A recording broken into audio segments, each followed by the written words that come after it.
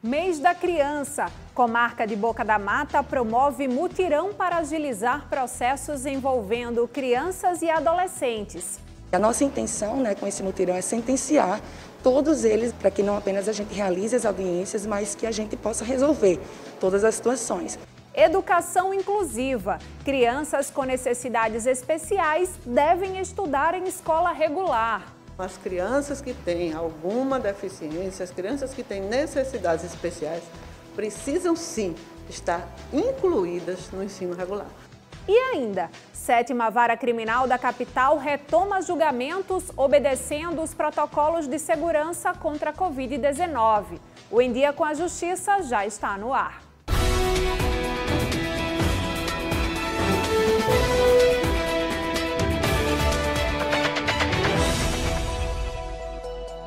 Olá! Com o arrefecimento dos números da pandemia de Covid-19, algumas varas da capital já começaram a retomar os trabalhos presenciais. Uma delas é a 7ª Vara Criminal, que adotou diversas medidas sanitárias para que os julgamentos possam ocorrer de forma segura para todos os envolvidos. A 7ª Vara Criminal da capital teve os julgamentos do Tribunal do Júri retomados desde o início do mês de setembro. No início do ano, até foram realizados alguns julgamentos, mas com o agravamento da pandemia, foi necessário paralisar os trabalhos, como explicou o juiz Felipe Munguba. Esse ano a gente começou a fazer júri, tinha arrefecido um pouquinho, conseguimos fazer janeiro, fevereiro, mas em março deu aquela disparada novamente e por prudência, o Tribunal de Justiça entendeu que devemos suspender a questão das sessões presenciais, porque o júri ele demanda, no mínimo umas 18 pessoas. Então, querendo ou não, aglomera, por mais que tome alguns tipos de cuidados, 13 júris foram realizados, julgando réus pelos crimes de homicídio e tentativa de homicídio. Para a segurança de todos os presentes, medidas continuam sendo adotadas, como o uso de máscaras, álcool e distanciamento. Até os jurados, que normalmente ficavam nessas cadeiras, agora passam a ficar nesse local. Os júris a gente costuma também servir alimentação para os jurados, são sessões longas, e mesmo assim mantendo afastados, dando espaço para que se evite ao máximo possível a possibilidade de um contágio. Não estamos trabalhando com o público ainda, só as pessoas essenciais, os jurados sorteados, promotor, defensor, servidores da justiça, a guarda judiciária e, eventualmente, um familiar ou outro, do réu ou da vítima, colocando, geralmente, sentado atrás, distante de todo mundo, mas aberto ao público ainda não estamos por cautela e prudência, que ainda são necessários nesse momento. Este promotor de justiça afirmou que o momento atual é mais tranquilo e que se sente seguro em participar de forma presencial nos julgamentos. Agora, estamos numa média aí de 40 casos diários no estado de Alagoas e os óbitos vêm caindo significativamente e é necessário retomar, é necessário voltar ao novo normal. Então, tanto o Ministério Público, o Poder Judiciário, a Defensoria, vem adotando todas as cautelas necessárias para que isso ocorra da maneira mais segura possível. Até agora, apenas a 7ª Vara Criminal teve os júris retomados, mas a expectativa é de que, em outubro, as 8ª e 9ª Varas Criminais também retomem os trabalhos presenciais, garantindo a realização de cerca de 20 julgamentos. O Tribunal de Justiça de Pernambuco homenageou a Corte Alagoana com a entrega de uma medalha muito especial. A honraria celebra os 200 anos da Corte Pernambucana e foi concedida pelo bom relacionamento afetivo e profissional entre os dois tribunais. Os desembargadores do Tribunal de Justiça de Alagoas foram agraciados com a medalha comemorativa do Mérito Judiciário, alusiva às celebrações dos 200 anos da criação do Tribunal da Relação de Pernambuco.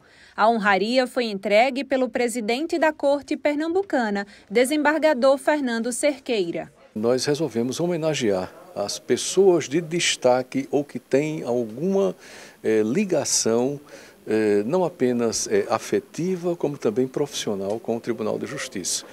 E a ligação que o Tribunal de Alagoas tem com Pernambuco é uma ligação afetiva, né? Não apenas porque Alagoas e Pernambuco já foram um estado único, né? Mas também porque o presidente do Tribunal de Pernambuco é um alagoano e o presidente do Tribunal de Alagoas é um pernambucano. Na oportunidade, o presidente Clever Loureiro recebeu ainda um livro comemorativo dos 200 anos de história do Tribunal Pernambucano. Em nome dos desembargadores da Corte Alagoana, Clever Loureiro agradeceu a honraria concedida pelo 4º tribunal mais antigo do país. É com muito orgulho que nós recebemos essa medalha pelos 200 anos, pela história do Tribunal de Pernambuco, que é um tribunal que é o quarto mais antigo do país. Nós temos um laço de amizade pessoalmente com o presidente Fernando Norberto e ele com toda a corte, e também institucionalmente também, Poder Judiciário de Alagoas e Poder Judiciário de Pernambuco. Outubro é o mês das crianças e a comarca de Boca da Mata aproveitou a data para agilizar alguns processos envolvendo crianças e adolescentes. Para isso, organizou um mutirão que se dedicou a analisar casos de adoção, guarda e atos infracionais. A ideia da juíza responsável é implementar um projeto para ampliar a proteção de menores na região. Ao todo, 25 processos foram pautados para serem julgados durante os 3 dias de mutirão da infância e juventude. A juíza Paula de Góes Brito Pontes, titular da comarca de Boca da Mata, explicou que a proximidade com o Dia das Crianças motivou a criação desta ação. A infância e a juventude ela tem que ser tratada com prioridade absoluta, né? Isso é um comando legal que deve permear a atuação de todos os magistrados. E a nossa intenção, né, com esse mutirão é sentenciar todos eles para que não apenas a gente realize as audiências, mas que a gente possa resolver todas as situações. A Sandra é a coordenadora da Casa Lar Kaique Tavares Rosa. Ela veio acompanhando um grupo de 6 crianças para a audiência que vai decidir se elas retornam ou não para o seio familiar.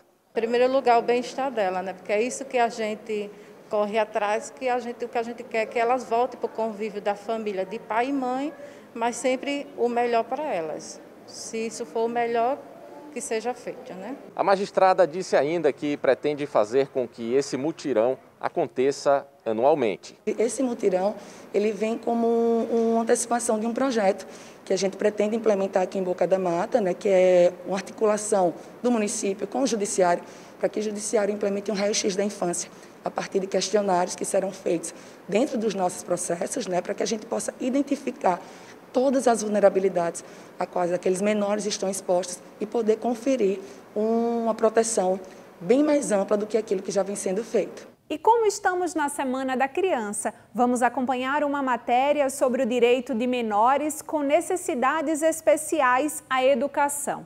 A TV Tribunal ouviu mães que tiveram seus filhos rejeitados em algumas escolas e mostra o papel da Justiça na garantia do acesso dessas crianças às unidades de ensino regular. Ele era impedido de participar das aulas de educação física por causa de mau comportamento. Até então a gente não sabia que ele era autista e também não sabia das comorbidades, somente do TDAH. Ele era punido na escola por mau comportamento. Já autista, dizer que não tinha suporte para ele na escola, mas que era uma opção minha deixar ele na escola ou não. Esse relato que acabamos de ouvir é de uma mãe que tem um filho autista. A história dela é apenas uma das várias que acontecem aqui em nosso estado, envolvendo pais de família que sofrem com o descaso de algumas escolas. A Jussara, que também é mãe de uma criança autista, é a presidente do movimento Autismo Tem Tratamento. Ela nos contou que relatos como este que acabamos de ouvir, infelizmente, ainda são muito comuns. É muito triste, né? As crianças que são segregadas do convívio dos outros porque os professores não estão capacitados. Infelizmente, isso ainda é muito comum. Isso ainda é tudo que as escolas conseguem fazer porque elas não sabem o que fazer. E não sabem porque não se prepararam. Ainda segundo Jussara, as escolas seguem um modelo considerado ultrapassado e que a mudança precisa começar dentro da própria escola. Na verdade, os diretores, os professores, eles precisam entender que a escola tem um papel fundamental na educação de todos. E todos é todos. Sejam pessoas típicas, neurotípicas, ou pessoas atípicas, e aí com algum tipo de deficiência em relação aos autistas em especial. Segundo a Lei 7.853, regulamentada em 1999, toda criança com necessidades especiais deve ser matriculada em escolas normais e transforma em crime a recusa desse direito. É garantido por lei, desde a nossa Constituição, a nossa lei maior, né, passando pelo Estatuto da Criança e do Adolescente, que é uma lei específica para a proteção, né, e para a defesa do melhor interesse das crianças, e a Lei de Diretrizes de Base. Então, as crianças que têm alguma deficiência, as crianças que têm necessidades especiais, precisam sim estar incluídas no ensino regular. Mas, apesar de estar na lei, nem sempre o caminho para a inclusão é fácil. Algumas escolas alegam falta de estrutura e não aceitam crianças com necessidades especiais.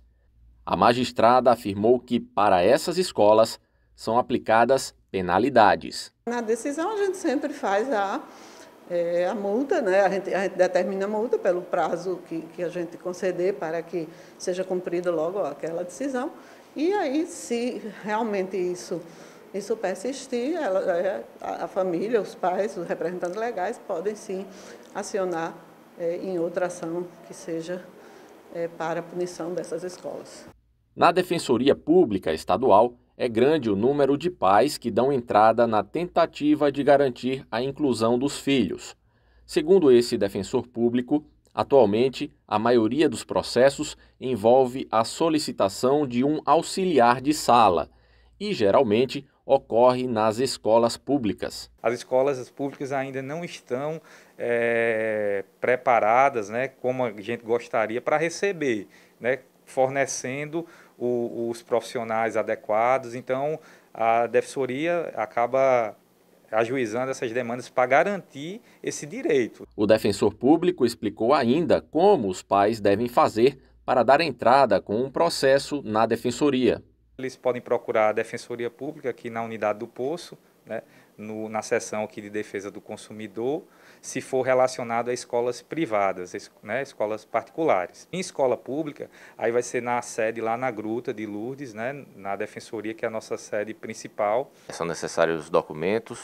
Sim, documentos pessoais da criança, dos pais, né, histórico escolar, documentos que comprovem que está havendo uma dificuldade, uma negativa no acesso à criança, seja à escola, seja ao profissional capacitado, fotos do local mostrando a dificuldade de acessibilidade, para que nós colhamos informações necessárias e possa ajuizar uma demanda judicial.